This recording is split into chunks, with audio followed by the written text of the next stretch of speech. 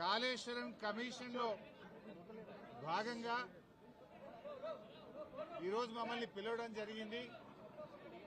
Commission అడిగిన అన్ని commission అడిగినటువంటి అన్ని ప్రశ్నలకు కూడా సమాధానాలు చెప్పడం జరిగింది. వారికి సమాధానాలు నోటి మాటగా చెప్పడమే కాదు, అన్ని రకాల ఎవిడెన్స్లు కూడా పూర్తి స్థాయిలో అందించడం జరిగింది. నేను మీడియాతో కూడా ఒకటే కోరుతా ఉన్నా, ఎందుకంటే మేము కమిషన్ ముందు హాజరై వచ్చి ఇక్కడ నేను రాజకీయాలు మాట్లాడడమో ఇతర అంశాల జోలికి వెళ్లను.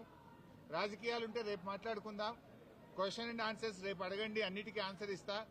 బట్ ఈరోజు ఎందుకంటే కమిషన్ ముందు ఏం జరిగిందో మీకు కావాలి, ఎందుకంటే ఐ కెనాట్ మిస్గైడ్. లోపల ఒకటి చెప్పి బయట ఒకటి చెప్పడం అనేది తప్పవుతుంది. లోపల ఏం జరిగింది, కమిషన్ కు నేను ఏం చెప్పాననేటువంటి అంశాలు మాత్రమే మీ ముందుంచుతాను. మీకు మిగతా ఎన్ని క్వశ్చన్స్ ఉన్నా, ఎన్ని పొలిటికల్ గా కావాలన్నా రేపు మాట్లాడుకుందాం. Today I will not speak any politics. ముఖ్యంగా మొట్టమొదలు తమ్మిడిహట్టి నుంచి మేడిగడ్డకు ఎందుకు మార్చారు అనే దాని మీద చాలాసేపు డిస్కషన్ జరిగింది. దానికి నేను సవివరంగా సమాధానం చెప్పడం జరిగింది. ముఖ్యంగా కొత్తగా ఏర్పడ్డ తెలంగాణ ప్రభుత్వం తమ్మిడిహట్టి దగ్గరే దాన్ని కట్టడానికి అన్ని రకాల ప్రయత్నం చేశాము. నేను ఇరిగేషన్ మంత్రి అయినప్పుడు రివ్యూ చేసుకుంటే ప్రాణహిత చేవెళ్ల ప్రాజెక్టును 7 భాగాలు 28 ప్యాకేజీలుగా నిర్ణయించి టెండర్లు పిలిచి పనులు ప్రారంభించారు. హెడ్ దగ్గర పని స్టార్ట్ చేయకుండా తోకల దగ్గర పని స్టార్ట్ చేసిండ్రు. ఎక్కడైతే నీళ్లు డ్రా చేయాలో, ఎక్కడైతే తమ్మిడిహట్టి దగ్గర నుంచి నీళ్లు తేవాలో అక్కడి నుంచి పని ప్రారంభించకుండా ఎక్కడెక్కడో కాలువలు టన్నెలు తవ్వారు.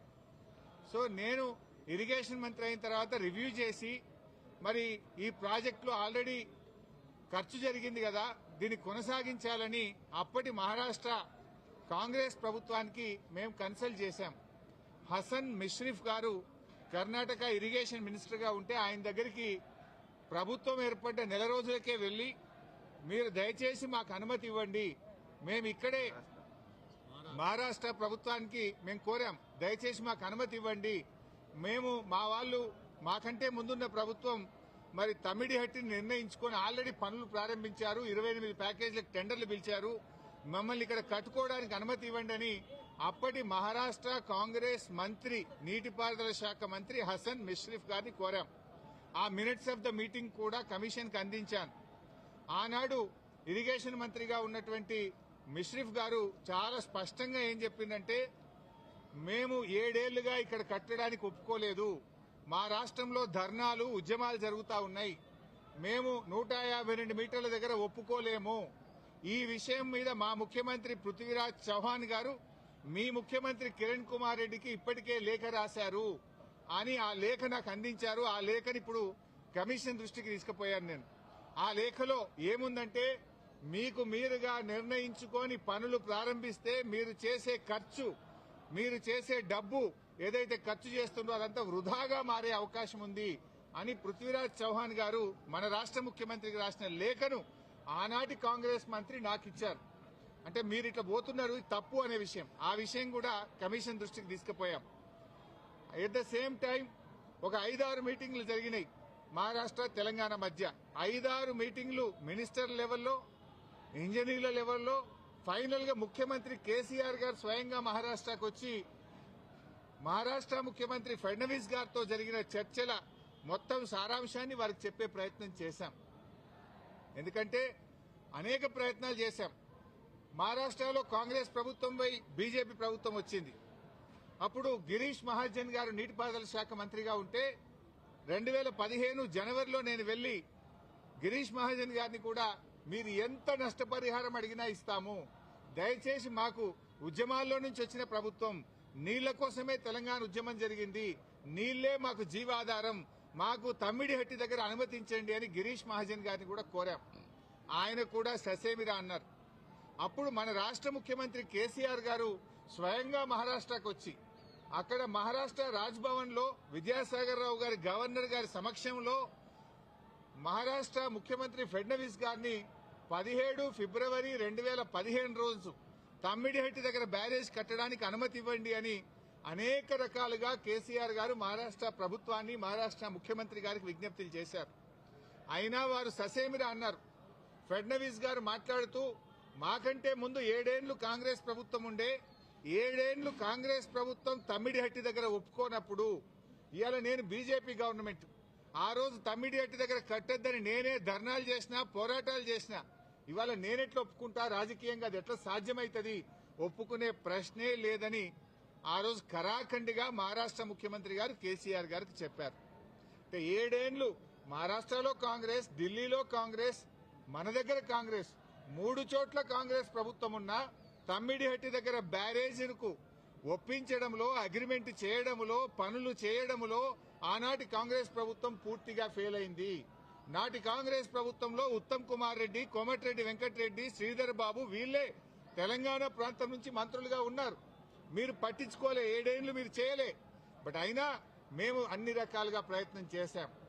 ఇంత మధ్యలోనే, ఈ సమయంలోనే సెంట్రల్ వాటర్ కమిషన్ తమ్మిడిహట్టి దగ్గర నీళ్లు లేవు అని 2 లేఖలు రాసింది. 2 లేఖల్లో స్పష్టంగా అక్కడ నీటి లభ్యత తక్కువ ఉంది, మీరు ప్రత్యామ్నాయం చూసుకోండి అని మనకు కేంద్ర సిడబ్ల్యూసి మనకు చెప్పడం జరిగింది. అదేవిధంగా అదే సిడబ్ల్యూసి మీరు కట్టిన రిజర్వాయర్లు తక్కువ ఉన్నాయి, రిజర్వాయర్ల సంఖ్య పెంచుకోండి అని కూడా చెప్పింది. ఇవన్నీ లెటర్లు కూడా ఈరోజు కమిషన్ కి ఇచ్చాం. సిడబ్ల్యూసి నుంచి వచ్చిన 3 లేఖలు ఈరోజు కమిషన్ కి ఇచ్చాం. అప్పుడు కూడా కేసీఆర్ గారు ఒకవైపు మహారాష్ట్ర ఒప్పుకోవడం లేదు, రెండవ వైపు నీళ్లే లేవు. ఈ పరిస్థితుల్లో ఏం చేయాలని కేంద్ర ప్రభుత్వ సంస్థ వ్యాప్కోస్ కు కేసీఆర్ గారు మరి ఏం చేయాలో ప్రత్యామ్నాయం సూచించండి అని వ్యాప్కోస్ కు మేము ఇవ్వడం జరిగింది. వ్యాప్కోస్ ఎవరో అల్లాటప్ప సంస్థ కాదు, అది సిడబ్ల్యూసీలో అంతర్భాగము, కేంద్ర జలవనరుల శాఖలో అంతర్భాగము. ఆ వ్యాప్కోస్ కి ఇస్తే వ్యాప్కోస్ లైడార్ సర్వే చేసి డీటెయిల్డ్ గా ఎగ్జామిన్ చేసి మాకు మేడిగడ్డ దగ్గర నీటి లభ్యత ఉంటది, అక్కడ ప్రాజెక్టు కట్టుకోండి అని వ్యాప్కోస్ అనే సంస్థ చెప్పింది. ఆ వివరాలు కూడా కమిషన్ కి అందించాం. సో వ్యాప్కోస్ నివేదిక మేరకు, సెంట్రల్ వాటర్ కమిషన్ సూచనల మేరకు మహారాష్ట్ర ఒప్పుకోకపోవడం వల్ల మన ఇంజనీర్ల రికమెండేషన్ మేరకు ఆనాడు రాష్ట్ర ప్రభుత్వం నీళ్లు లేని చోట నుంచి నీళ్లున్న చోటకు మేడిగడ్డ ప్రాజెక్టుకు రూపకల్పన చేశాం. మీరు ఆనాడు నీళ్లు లేని చోట ప్రాజెక్టు ఇరికిచ్చే ప్రయత్నం చేసినారు. 7 ఏళ్లలో మహారాష్ట్రాన్ని ఒప్పించలేకపోయారు. అక్కడ వైల్డ్ లైఫ్ ప్రాజెక్టు కూడా ఉంది, చాప్రాల్ అనే వైల్డ్ లైఫ్ ప్రాజెక్టు కూడా తమ్మిడిహట్టి దగ్గర ఉంది. వైల్డ్ లైఫ్ ప్రాజెక్టుకి అనుమతి రావాలంటే 10 ఏళ్లు అవుతుంది. మరి పోరాటాల నుంచి నీళ్ల కోసం ఉద్యమించిన తెలంగాణ ప్రభుత్వం నీళ్ల కోసం మేము వ్యాప్కోస్ యొక్క ఆలోచన మేరకు, సూచనల మేరకు నీళ్లు లేని చోట మీరు ప్రాజెక్టు ప్రతిపాదిస్తే నీళ్లు ఉన్న చోటికి మార్చడం జరిగింది. ఎందుకు మార్చామనేది documents, evidences, meeting minutes, Central Water Commission లెటర్లు, మహారాష్ట్ర ముఖ్యమంత్రి రాసిన లెటరు అన్నింటినీ కూడా కమిషన్ కు పూర్తి ఆధారాలతో సహా సమర్పించడం జరిగింది. ఎందుకు మార్చవలసి వచ్చిందో సవివరంగా చెప్పేటువంటి ప్రయత్నం మేము చేయడం జరిగింది. కాళేశ్వరం కార్పొరేషన్ కు కేబినెట్ అనుమతి ఉందా అని అడిగారు. కేబినెట్ అనుమతి ఉంది అని స్పష్టంగా వివరాలన్నీ కూడా అందించడం జరిగింది. అదేవిధంగా బ్యారేజీ లొకేషన్ మార్పుల గురించి కూడా అడిగారు. అన్నారం, సుందిళ్ల గురించి అది ప్యూర్లీ టెక్నికల్ డెసిషన్. ఇంజనీర్లు డీటెయిల్డ్ సర్వే ఆధారంగా దేశంలో అనేక ప్రాజెక్టులకు కూడా ఈ రకంగా మారుతుంటాయి. మన నాగార్జున సాగర్ కూడా మారింది, ఎస్ఆర్ఎస్పీ ప్రాజెక్టు కూడా మారింది. సో అది ఏదన్నా డెసిషన్ బ్యారేజ్ కొంత ముందుకు వెనకకు జరిగేది అది ఇంజనీరింగ్ డిపార్ట్మెంట్ తీసుకోవాల్సినటువంటి నిర్ణయాలు అనేటువంటి విషయాన్ని కూడా కమిషన్ గారు అడిగినప్పుడు మేము చెప్పడం జరిగింది. మొత్తంగా ఈ ప్రాజెక్టులో రిజర్వాయర్ల కెపాసిటీ ఎంత, నీటి నిల్వ సామర్థ్యం ఎంత ఉంది అని అడిగితే 141 టీఎంసీల సామర్థ్యం ఉందని చెప్పి కూడా మేము వారికి చెప్పడం జరిగింది. అదేవిధంగా కాళేశ్వరంను కొంతమంది ఇవాళ పిచ్చి పిచ్చిగా కూలేశ్వరం అని మాట్లాడుతున్నారు. మొన్ననే నేను ప్రజెంటేషన్లో కూడా సవివరంగా చెప్పాను. కాళేశ్వరంలో 100 భాగాలున్నాయి. 100 భాగాల్లో అన్ని ఇంటాక్ట్ ఉన్నాయి. లైక్ ఇప్పుడు మనం మొన్న అనుకున్నట్టుగా 3 బ్యారేజీల్లో, అదేవిధంగా కాళేశ్వరంలో 16 రిజర్వాయర్లు, 19 సబ్స్టేషన్లు, 21 పంప్ హౌస్లు, 203 కిలోమీటర్ల గ్రావిటీ, టనెళ్లు, 98 కిలోమీటర్ల ప్రెషర్ మెయిన్స్, 1531 కిలోమీటర్ల గ్రావిటీ కెనాల్స్, ఇవన్నీ కూడా ఇంటాక్ట్ ఉన్నాయి. ఒకవైపు ముఖ్యమంత్రి గారు మొన్న పోయి గంధమల్లకు శంకుస్థాపన చేశారు. మరి గంధమల్లకు నీళ్లు ఎక్కడి నుంచి పోతాయి? మల్లన్న సాగర్ నుంచి పోతాయి. మల్లన్న సాగర్ ఎక్కడిది? కాళేశ్వరంలో అంతర్భాగం. ఇంకొక వైపు హైదరాబాద్ కు మూసీ సుందరీకరణకు నీళ్లు తెస్తా అంటున్నారు. ఎక్కడి నుంచి తెస్తా అంటున్నారు? మూసీకి హైదరాబాద్ కు 30 టీఎంసీల నీళ్లు తెస్తామంటున్నారు. మల్లన్న సాగర్ నుంచి తెస్తామంటున్నారు. మల్లన్న సాగర్ ఎక్కడిది? కాళేశ్వరంలో అంతర్భాగం. అంటే ఇంత స్పష్టంగా ఒకవైపు ప్రభుత్వమే కాళేశ్వరం మీద ఆధారపడి హైదరాబాద్ కు 30 టీఎంసీల నీళ్లు తేవడానికి టెండర్లు పిలుస్తుంది.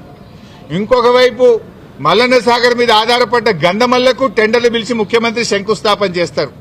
ఇంకొక వైపు కాళేశ్వరం కూలింది, కుప్పగూలింది, కాళేశ్వరం లేదు అంటారు. అంటే ఇవాళ ప్రభుత్వం డొల్లతనం పూర్తిగా బయటపడ్డది. ఎప్పటికైనా కాళేశ్వరమే తెలంగాణకు లైఫ్ లైన్, జీవధార అనేది ఇవాళ ప్రజలకు స్పష్టమైంది. కమిషన్ ముందు కూడా చాలా వివరంగా అన్ని కూడా మేము ఏది నోటి మాటగా చెప్పలే, విత్ డాక్యుమెంటరీ ఎవిడెన్స్, సాక్ష్యాధారాలతో సహా గత ప్రభుత్వంలో తీసుకున్న నిర్ణయాలు, సిడబ్ల్యూసీ రిపోర్ట్లు, వ్యాప్కోస్ రిపోర్ట్లు, కేబినెట్ నిర్ణయాలు అన్ని కూడా ఆధారాలతో సహా కమిషన్ కోరిన విధంగా మేము సబ్మిట్ చేయడం జరిగింది. See, today no questions, all political questions I will answer tomorrow.